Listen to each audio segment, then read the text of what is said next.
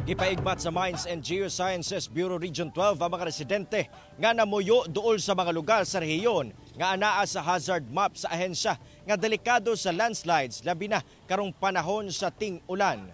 Ani ang report? Gibutyag sa Mines and Geosciences Bureau Region 12 ang pipila ka mga lugar sa rehiyon nga naa sa ilang landslide hazard map. Kini mao ang Barangay Conel sa General Santos City, Tampakan, Tiboli, Lake Cebu ug pipila ka lugar sa Coronadal City sa South Cotabato ug Sarangani Province ug uban pang mga lugar sa rehiyon, labi na sa mga bukirong bahin.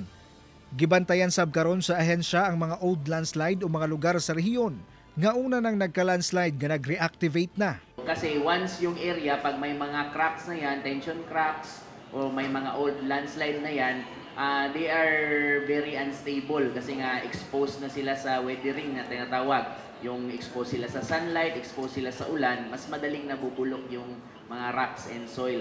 So nabubulok din yan sila. So nagwi-weaken yung structure nila. Usa sa mga namonitor karon sa ahensya ang old landslide sa may bahin sa Barangay Danlag ug Barangay Pulabato sa Tampakan South Cotabato nga nag-reactivate na. Ulahing natala ang landslide sa lugar ni atong 1980s. Busa giabisuhan na nila ang Tampakan LGU sa angay nga himuon labi na karong panahon sa ting-ulan. So may mga landslide areas kami doon na malaki na siya, around 1980s pa daw yun.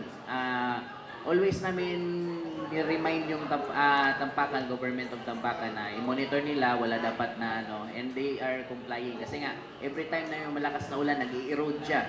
So although hindi malaki yung landslide, but nag-i-erode siya. So yun, pag active siya, pag old na siya na landslide, it can still reactivate.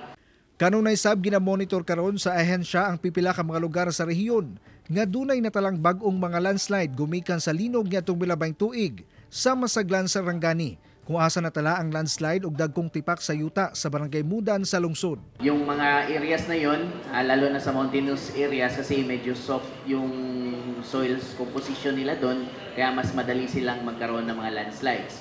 Sinasabi doon sa LGUs na bantayan nyo yung mga earthquake-induced landslides ninyo kasi nga hindi pa yun totally bumigay. So pwede pa yun siyang bumigay kung may series of rainfall events na medyo malakas. Dungan ni ini, nakalatag na sab ang contingency plan sa Office of Civil Defense Region 12 sa pagresponde sa mga emerhensiya dala sa pagbaha o pagdahili sa yuta. Yun po, dinidisseminate natin sa lahat ng local DREAM offices. And then they could already at their level po mag-activate na po ng kanilang EOC po, no?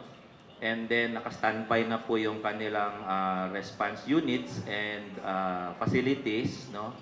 Na gagamitin in case magkaroon po ng incident ng flooding or landslides po, no? Hanggang sa barangay level po yan, no? Kauban si Bong Vicencio Gary Balantay sa kamera. Ako si Jess Tony Humamil para sa One Mindanao.